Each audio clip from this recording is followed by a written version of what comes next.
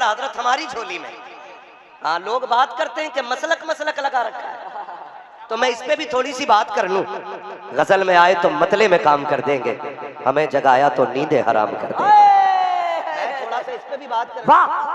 New generation जो है, जिसे मसलक का मतलब नहीं मालूम, जिसे मसलक का मतलब नहीं मालूम, जो मसलक सिर्फ इमाम आजम के मसलक को समझते हैं। अच्छा बात है। जो मसलक सिर्फ इमाम शाफई की तहकीक को समझते हैं, जो सिर्फ मसलक इमाम मालिक इमाम अहमद बिन हंबल की तहकीक को समझते हैं, तो भाई उनकी तहकीक फिqही है और आला हजरत की तहकीक इश्की है। वाह वाह वाह वाह। मैं इस बात से 100% मुत्तफिक हूं। अगर कोई ये कहे कि मसलके इमाम आजम को मसलके आला हजरत कहा जाता है, तो मैं यहाँ ठहर जाता हूँ, मैं यहाँ ठहर जाता हूँ, इसलिए कि मसलके आला हजरत मसलके इमाम आजम ही को नहीं कहा जाता। मसलके आला हजरत उस अकीदे की तर्जमानी को कहा जाता है जिस अकीदे पे इमाम शाफई भी चले, इमाम मालिक भी चले, इमाम अहमद बिन हंबल भी चले गए, इमाम आजम अबू हनीफा भी चले गए। और बढ़ के बात करूं तो उसी अकीदे की तर्जमानी को कहा जाता है जो अकीदा लेके मेरा गरीब नवाज आया है, जो अकीदा लेकर के सरकार गरीब नवाज आए, जो नजरिया सरकार गौसे पाक ने दिया। और आगे बढ़ के कहूं, मसलके आला हजरत उसी नजरिए को कहा जाता है जो करबला में 72 की जमात में नजर आ रहा था। वाह, उसी नजरिए को मसलके आला हजरत। सब जवाब दे माशाअल्लाह, खड़े जाए इंशाअल्लाह। जिंदा मरहबा, वाह जिंदाबाद, बहुत उम्दा, जिंदाबाद जिंदाबाद, अल्लाह, बहुत अच्छी तनकीद माशाअल्लाह, बहुत अच्छा। थोड़ा समझने की कोशिश करें भाई। अगर कोई बेटा बाप के नक्शे कदम पे हो तो एक जुमला बोला जाता बाप के तरीके पे। मुहावरा है जो कहा था किसी ने, बाप का इल्म न बेटे को अगर अजबर हो, फिर पिसर माली के मीरा से पिदर क्यों कर हो। क्या बात है, ये क्या शेर है। क्या बात है। तो जो बेटा बाप के नक्शे कदम पे होता है तो लोग कहते हैं ये बाप के तरीके पर है, और तरीके को मसलक कहा जाता है। अब अगर कोई बंदा आला हजरत के तरीके पर है, तो अगर उसको मसलक के आला हजरत कहा जाता है तो पेट में दर्द क्यों होता है? क्या सवाल है, वाह वाह, अच्छा वाह। पेट में दर्द क्यों होता है? अब आप कहें आला हजरत का नया मसलक कौन सा था, तो नया मसलक नहीं था।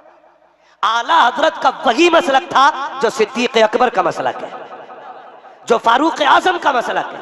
का फिर इस मसलक को नया नाम देने की क्या जरूरत पड़ी?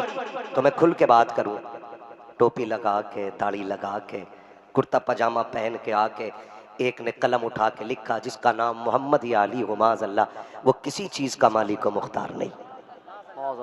ये किसने कहा? ये उसने कहा कि जो मुसलमान खुद को कह रहा था। ये सारे जिम्मेदार लोग बैठे, हज़रत साहब क़िबला तशरीफ फरमाए, एक एक जुमले का अपना जिम्मेदार हूं मैं। और अगर किसी के पेट में दर्द उठे यही बात कर ले। क्या बात है, पीछे जाके चुगल जिंदाबाद, वाह वाह वाह वाह, यही बात हो जाए। जब टोपी लगा के कुर्ता पहन के लोगों ने आके कहा था जिसका नाम मोहम्मद या अली हो वो किसी चीज का मालिक व मुख्तार नहीं, लोगों ने कहा टोपी वाला कह रहा है, दाढ़ी वाला कह रहा है, बात सही कही होगी, इसलिए कि देखने में वज़ाकता से मौलवी लग रहा है। कुछ लोग मानने लग गए और ये मान करके ईमान का सौदा कर बैठे। लेकिन जानते हो जब आज के मौलवी ने ये बात कही तो हम पलटे 1400 साल पहले। अबू बकर तुम बताओ नबी किसी चीज के मालिक है कि नहीं? उमर तुम बताओ नबी को इख्तियार है कि नहीं? तो सहाबा की जिंदगी बताती है कि जब खाना खत्म होता था तो वो नबी से सवाल करते थे, औलाद नहीं होती है तो आका से मांगते हैं, बाग सूख जाता है तो खजूरें उनसे ली जाती है, अगर आका मुट्ठी भर के देते तो नस्लों के गुजारे होते हैं। एक जमात तो ये कहती है नबी कुछ नहीं देते, और एक शख्सियत जिसको इश्क का ईमान कहा जाता है, इसको मोहब्बत का इरफान कहा जाता है, इमाम अहमद रजा खान कहा जाता है। जब उससे पूछा गया तुम बताओ नबी के बारे में क्या कहते हो, तो उन्होंने कहा था कौन देता है, देने को मुंह चाहिए, देने वाला है सच्चा हमारा। नारे तकबीर, नारे रिसालत, जिंदाबाद जिंदाबाद, वाह वाह वाह वाह, वाह वाह वाह। इसको थोड़ा बेस दे दीजिए, ट्रेबल कम करें, गला पकड़ जाए। ताज और आवाज शरिया, तेज। ताज शरिया, ताज शरिया था यार। या अली वाह, जिंदाबाद, वाह वाह। समझने की जरूरत है, खाली गाली देने से काम नहीं चलेगा। क्या बात है, हमारी न्यू जनरेशन ने आला हज़रत को पढ़ाई नहीं है, ये अच्छी बात है, ये अच्छी पढ़ाई नहीं है। बहुत बड़ी बात, अच्छी बात है। अगर पढ़ लिया होता ना तो बड़ा बड़ा साइंटिस्ट भी उनके आगे गर्दन झुका के खड़ा होता है। क्यों जानते हो? जब तक बिके न थे तो कोई पूछता न था, तुमने खरीद कर हमें अनमोल कर दिया। वाह, आला हज़रत को पढ़ने की जरूरत है, और ये झगड़े मारने की जरूरत नहीं है कि मसलक किसका। अगर बाप बेटे के बेटा बाप के तरीके पे हो तो वो बाप के मसलक पे हो सकता है। हम आला हज़रत की तहकीक पे हैं तो हम आला हज़रत के मसलक पे क्यों नहीं हो सकते? बताओ ना, बताओ ना, बात तो दो थी ना। आप कहते जरूरत ही नहीं थी, हम तो सुन्नी है। सुन्नी तो वो भी कहते अपने आप को। पूछो वहां भी अहले सुन्नत अपने आप को कहते कि नहीं? वो अपने आप को अहले सुन्नत कहते, तुम भी कहते हो, तो फर्क कैसे पता चलता?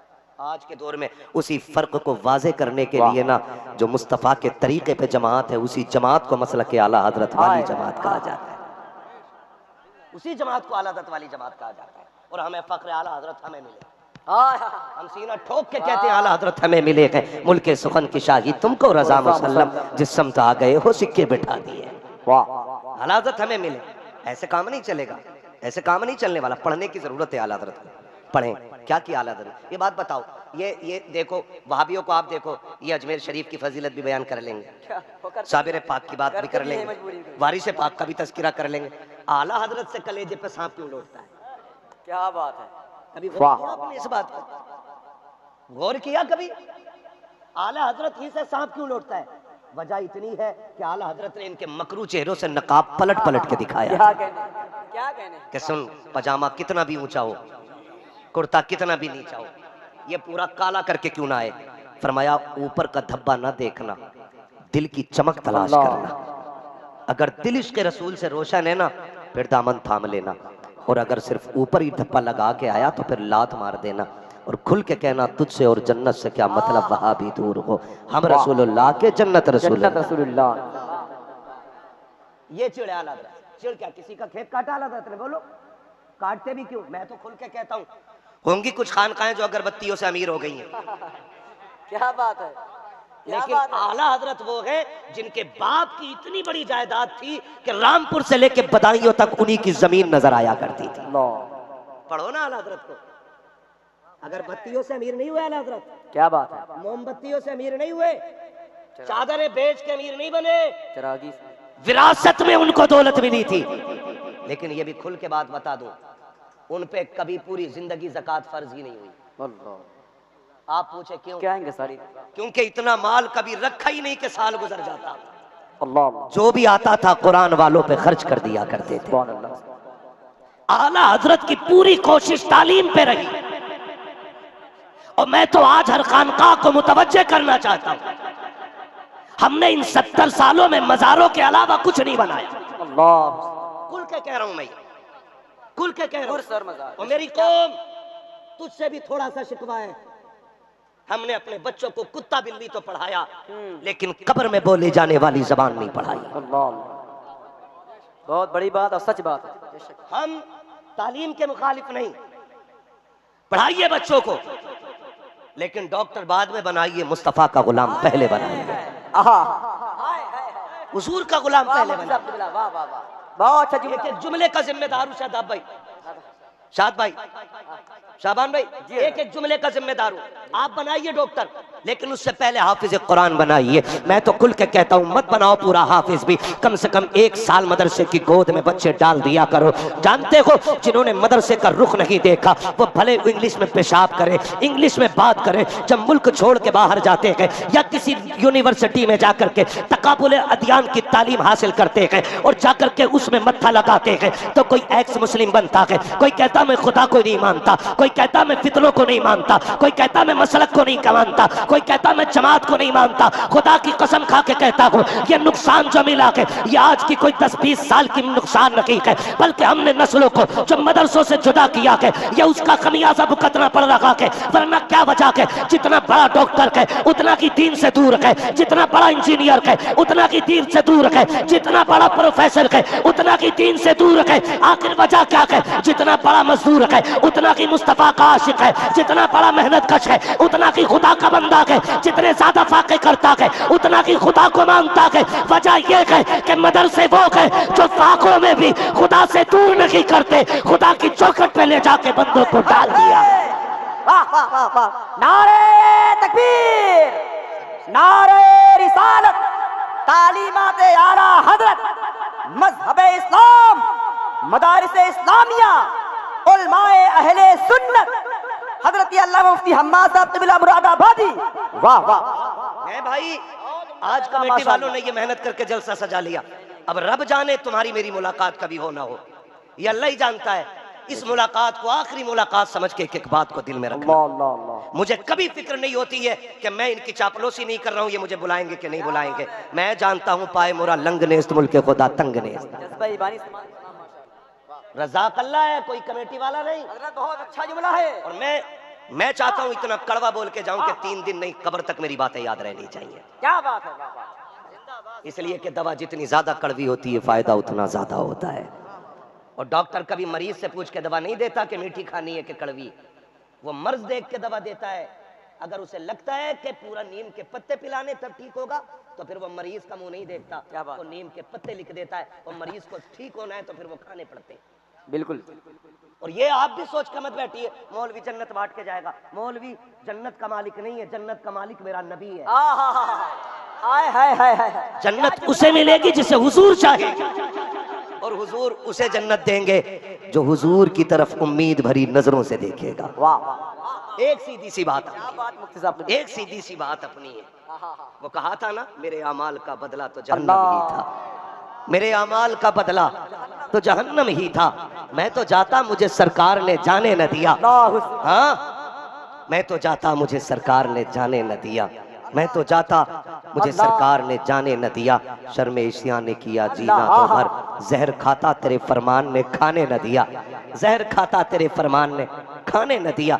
और यार जो लाज बची है ना आज हुजूर के सदक़े में बची है, हुजूर के सदक़े में बची है। कह रहा मौलवी साहब जरा देखो मेरे बेटे को पोयम आती है, मेरे बेटे को इंग्लिश में पूरा तारुफ आता। मैंने कहा बता कुरान की सबसे छोटी सूरत जो है सूरह कौसर है, तेरे बेटे को आती है कि नहीं? बहुत। आपने बेटों को डॉक्टर बनाया अच्छी बात है, इंजीनियर बनाया अच्छी बात है। अगर तेरे बेटे को नमाज जनाजा नहीं आती ना तो तूने अपने बेटे को कुछ भी नहीं बनाया है। ज़माने सच्चाई है, बेशक कुछ भी तूने नहीं बनाया। अगर तेरे बेटे को नमाज जनाजा नहीं आती तो तूने कुछ भी नहीं बनाया है। क्या ये रोना नहीं है? बाप का जनाजा होता है, इमाम मुसल्ले पे होता है, चंद लोग जमात में खड़े होते हैं नमाज जनाजा की। इमाम साहब पूछते हैं पढ़ाई जाए तो सफ में से आवाज़ नहीं, पेड़ के नीचे से आवाज़ आती पढ़ाओ जी। पूछते हैं ये कौन है इजाज़त देने वाला? का ये बड़ा बेटा है। तो ये दर्द यहाँ उठता है। मैंने कहा ये कितना बदबख्त बेटा है जो आखिरी रस्म भी अपने बाप के जनाजे की अदा ना कर सका। क्यों नहीं आया? कोई कहता कपड़े दुरुस्त नहीं है, कोई कहता जी मुझे नमाज नहीं आती है। हाथ जोड़ के कहता हूँ एक एक नौजवान से खुदारा नमाज जनाजा सीख लो, कम से कम बाप के जनाजे में इज्जत से खड़े तो हो सको। वरना तुम नहीं जानते हो, उन बेटों से पूछो बाप का जनाजा कितना अहम होता है जो घर की जिम्मेदारी पूरी करने के लिए कोई सऊदिया में होता है, कोई कोयत, कोई दुबई के अंदर होता है। अचानक फोन की घंटी बजती है, आज बाप ने आखिरी सांस लेकर के दुनिया को अलविदाई सलाम कह दिया है। पूछ कभी उस परदेसी बेटे से वो बाप की एक झलक के लिए कैसे तड़पा करता है। लोग दौलत के पीछे पागल हो जाते हैं। मैंने बेटों को इस हाल में देखा है कि जब बाप का जनाजा उठता है बेटा दुबई में तड़प रहा है, इधर बाप का जनाजा उठता है, कोई वीडियो कॉल पे बाप को देख रहा है। अगर तुझे बाप के जनाजे को कंधा देने का मौका मिला है तो तू खुश नसीब बेटा है। अगर तुझे बाप को नहलाने का मौका मिला है तो तू नसीब वाला बेटा है। अगर तुझे उसके जनाजे पर खड़े होकर के दुआ का मौका मिल गया है तो नसीब वाला बेटा है। अगर तुझे जनाजा मिलते हुए तेरी जिंदगी में अगर नमाज जनाजा पढ़ने की तुझे तौफीक नहीं हुई तो अपने सर को दीवार में मार और पूछ जाकर के अपने ज़मीर से कौन सी खता की थी जो बाप का जनाजा जनाजा ना मिल सका? कौन सा गुनाह किया था जो उसके लिए हाथ ना उठा सका? और तुम्हें खुदा का वास्ता मैं कहता हूँ, भले एक क्लास कम पढ़ लेना, लेकिन एक साल मदरसे को ज्यादा दे देना, ताकि जब जनाजा उठे तो जहां तेरे बाप के जनाजे को इल्म वाले जनाजा दे, वहां बेटा भी कंधा दे आकर के, और दुनिया ये देखे कि ये लावारिस बाप का जनाजा नहीं, ये उसका जनाजा है जिसके बेटे उठ करके 4 भाइयों को 4 बेटों ने कंधे पे उठा रखा है। अल्लाह अकबर, अल्लाह अकबर। आज हम किस मकाम पे अल्लाह खड़े? अकबर, अल्लाह अकबर, अल्लाह अकबर। आज हम किस मकाम पे खड़े? अल्लाह समद, तुम अल्लाह नहीं समद। जानते यार। अल्लाह। पहचानो इस दर्द को, समझो इस चीज को। मरते वक्त आदमी को 3 फिक्रें होती हैं। अल्लाह कितनी होती है? कितनी? समझ में आ रही तो बोलो, अल्लाह। खत्म कर लूं। मुझे पसीना बहाने का शौक नहीं, मैं डॉक्टर की मर्जी के खिलाफ तकरीर कर रहा हूँ। डॉक्टर ने बैंड किया मेरी तकरीर को, कहा आधा घंटा बोलना, वो भी स्लो मोशन में, लेकिन मैं खुल के बोल रहा हूँ। और फिर भी 1 घंटा कम से कम बोलता हूँ। क्यों? सिर्फ एक तमन्ना है, उजाले अपनी यादों के हमारे साथ रहने दो, न जाने किस गली में जिंदगी की शाम हो जाए।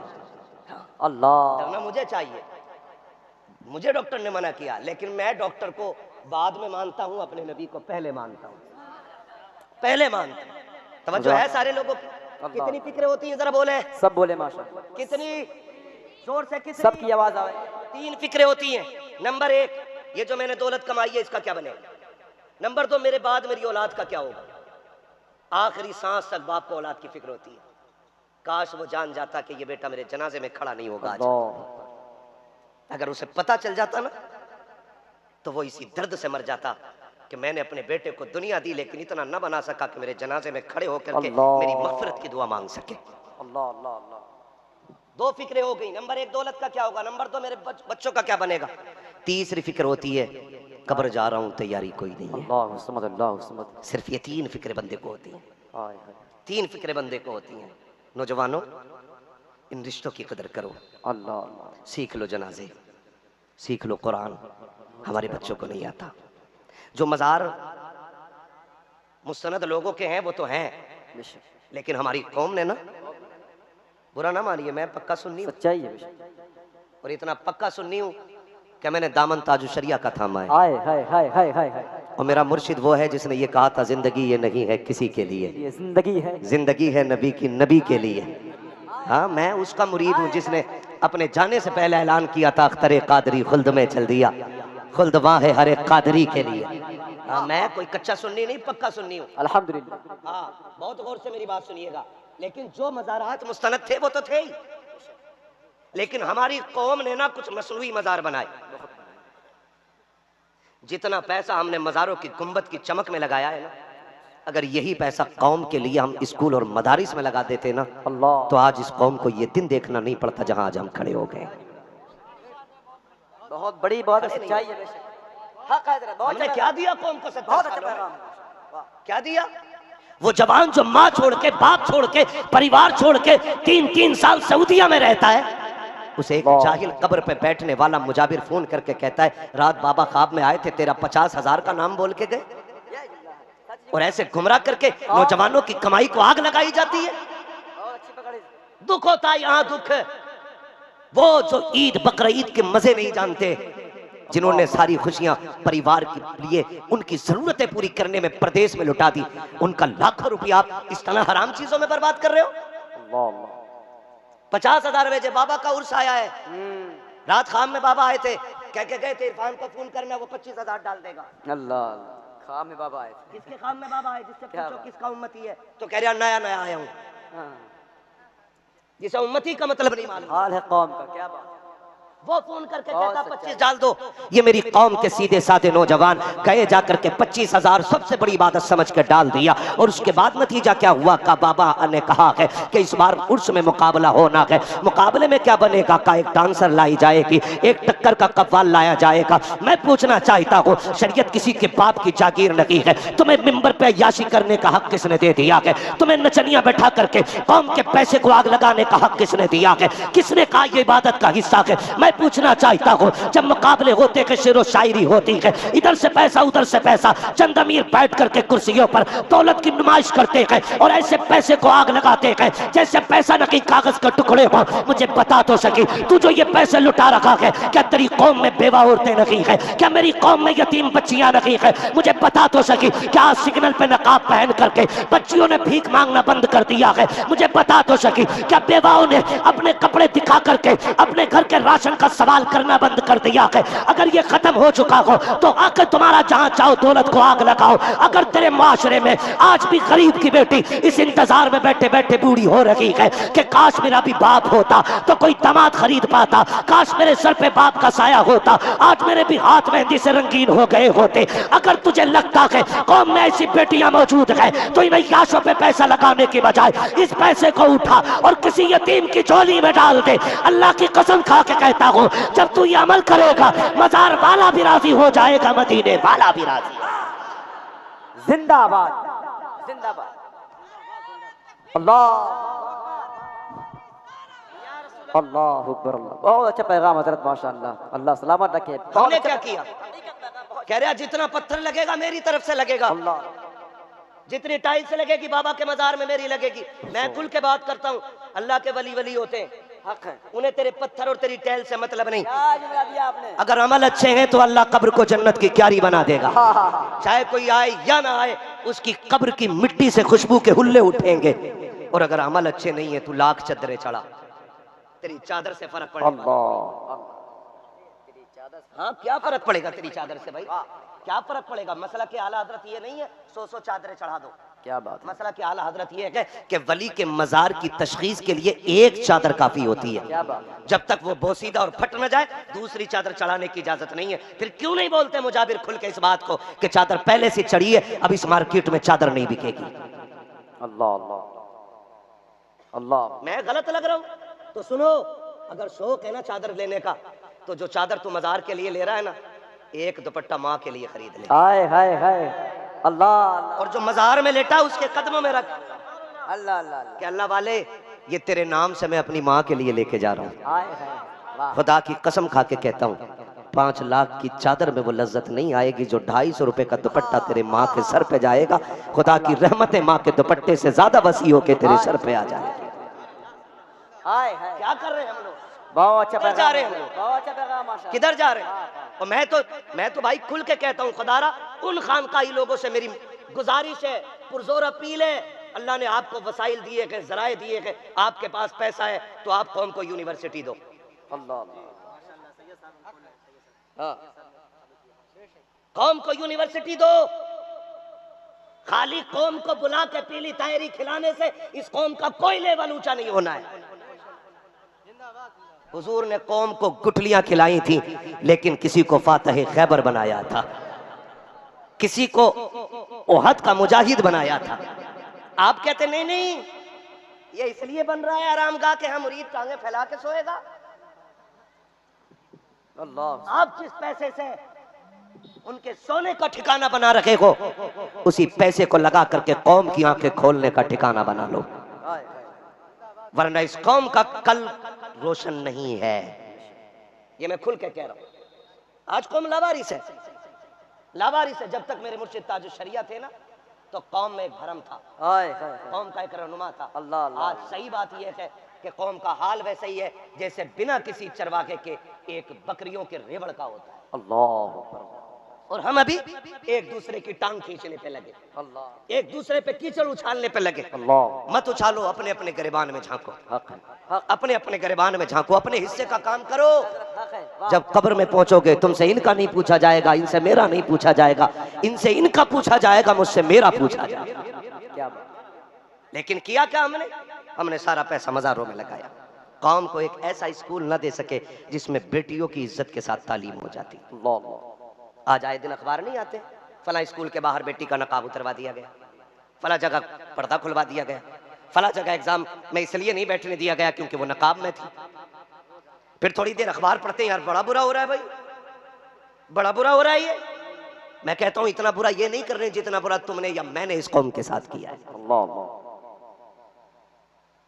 हमने पास अगर पैसा आया ना तो सबसे पहले बिल्डिंग बनाई, और बचा तो होटल बना दिया, और बचा तो बिजनेस बढ़ा लिया। लेकिन किसी अमीर को यह तौफीक नहीं हुई कि 2 पैसे लगा कर उनकी तालीम के लिए कोई ठिकाना बना ले। गलत कह रहा हूं? बातें बर्दाश्त नहीं होंगी मेरी, बहुत कड़वा बोलता हूं, लेकिन अगर अब भी इतना कड़वा नहीं बोला गया तो इस मिंबर का हक अदा नहीं होगा। ये भी बहुत हक ही नहीं अदा। बहुत बड़ी। अब अगर ये कुर्सी है तो यहाँ ये खुल के बोलना पड़ेगा कि हमारा कल क्या होगा, ये हमें आज तय करना पड़ेगा। ये आज तय करना पड़ेगा मेरे भाई। जो कौम साल में 3 बार चंदा करके 3 करोड़ में मजार चमका सकती है, वो 6 साल चंदा करके कौम को एक बेहतरीन बच्चियों के लिए, एजुकेशन के लिए, उनकी तालीम के लिए एक अच्छा इदारा क्यों नहीं दे सकती? बेशक बेशक क्यों नहीं दे सकती है बताइए? अगर दे सकती है तो फिर उठो जवानों, उठो और अपनी बस्ती में तलाश करो कि सबसे ज्यादा माइंडेड बच्चा कौन है, सबसे ज़हीन बच्चे का इंतखाब करो।